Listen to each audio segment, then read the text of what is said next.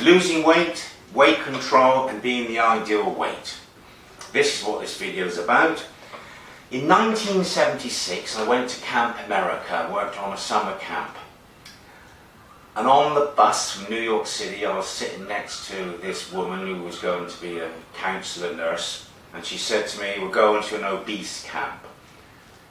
I knew it was a camp for the overweight. I never heard of the word obese in my life. And she said, "Oh, it means excessively overweight." And I was disappointed because I was a keep fit fanatic. I was into football, running, swimming, cycling everywhere. And I wanted to go to a camp full of very fit American kids so I could really get high standards from them. And it turned out to be an absolute education. I was very, very pleased I was there. It was a new world. So I was back in that camp in 1977 and 1979. And I went to another camp for obese children in 80 and 81. And most of these children were very rich and they were really excessively overweight. They had fat overhanging their knees and elbows in some cases. Lots of stretch marks. I was a person who would eat to live, but I realised those boys, and then it was a co-ed camp, were children who wanted to live to eat. And they told me why they were unhappy. Their obesity made them unhappy, and they told me about the negative spiral, the vicious circle, where they would eat to feel happier, and then when they got heavier, they would feel even more unhappy and would eat even more to enjoy comfort eating to make themselves feel better. They would be in camps a long way from anywhere where you could buy food. Now I came home and I've always wanted to keep fit. I've tried to get bigger, make my scrawny limbs bigger, but if every time I try and put on weight it just goes around my stomach. But my body mass index was just outside, being about 25, 26. The doctor said to me, it's not a foolproof method because it doesn't take into account muscle and bone weight or bone density. Now I'm down to the ideal of 23. But throughout my life I've had a sense of discipline in keeping off the weight. I've never had a weight problem, but I've always been conscious I want a tighter waistline, although it's never been pointed out to me that I've ever been overweight. So in recent years I've tried to keep the weight as low as possible. I've been as heavy as 14 stone. For most of my life I've been 13 stone in recent years. And I was ill 2 years ago and I lost half a stone by having a virus. So that brought me down to 12.5 stone. Then I was ill again with flu a year ago and I was down to 12 stone. Then a friend of mine said to me I looked ill. So after I came off the cruise I put on half a stone, I was up to 12.5 stone. And then last winter I was back to 13 stone, 12, and I thought, right, I want to get down. So how am I going to lose weight? And if you can follow my example, any of you that are interested in losing weight, listen to this. I've always wanted small meals because the stomach will shrink and it will tell you it's full up when you've eaten fewer calories. So you're full up on a small meal. And remember this, you've got to burn off 3,000 calories to lose just 1 pound.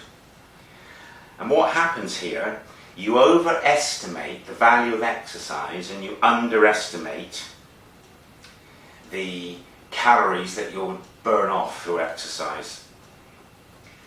Now when I swim, a watch tells me over 1,000 meters I'm only losing 270 calories, and if I cycle 12.5 miles I'm only losing 700 calories.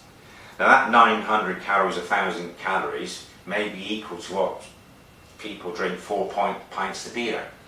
So that if a person who drinks 4 pints of beer is going to be getting half of their daily calories from just 4 pints of beer on top of their diet. Now for a man it's 2,500 calories and 2,000 for a woman. And what I also realised is squeezing in the 5 a day would cause me to be overeaten. I couldn't find the space for it. So this is what I've done. I don't have evening meals. So I'll start the day. Breakfast is porridge and 2 slices of bread with grapefruit juice. Mid-morning, coffee, chocolate. School dinners, or if I'm at home on holidays, the dinners are like this. There'll be salmon oven baked twice a week with chips and salad. There'll be place potatoes and salad one day, scampi another day. That's 4 days of fish meals, low fat. Then there'll be lamb steak, there could be spaghetti bolognese, or there could be sirloin steak. But all those meat meals would be with only potatoes and mixed vegetables.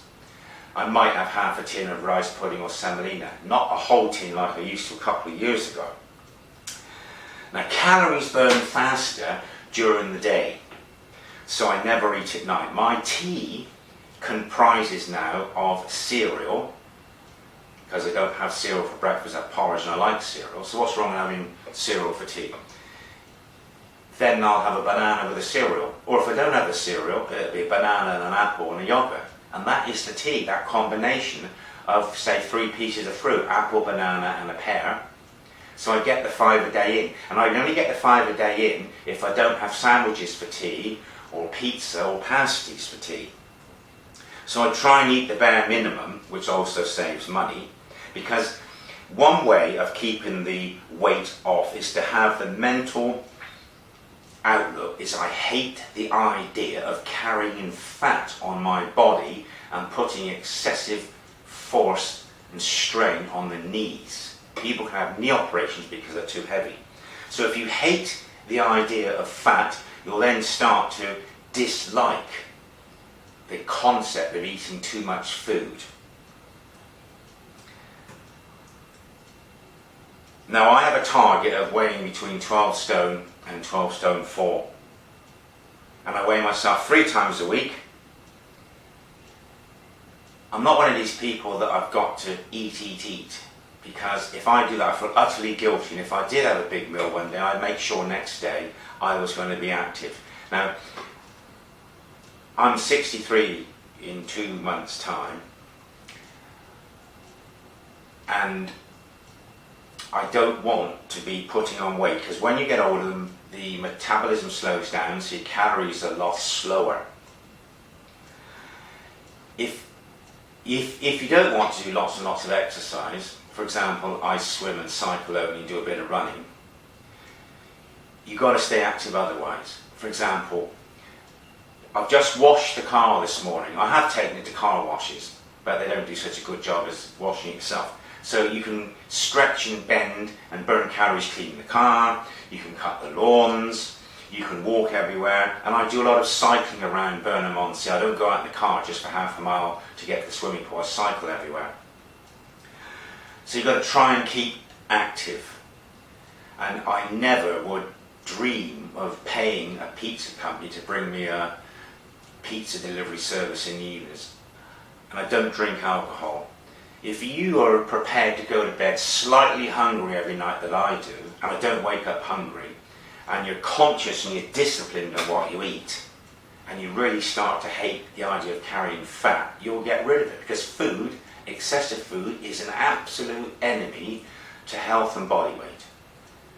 I'm not lecturing, I'm only trying to inspire and give you ideas for those people, because some friends of mine, they talk to me about their weight, and a woman up the road says, I'm going to go to a boot camp in London. Well, you don't need to pay people to lose weight. The way I'm doing it, I'm trying to get that elusive 6-pack. And the only 6-pack I've got is in the fridge. And the way that I'm losing weight is probably 1 or 2 pounds a month, but it's going to be gradual and constant. Thank you for watching.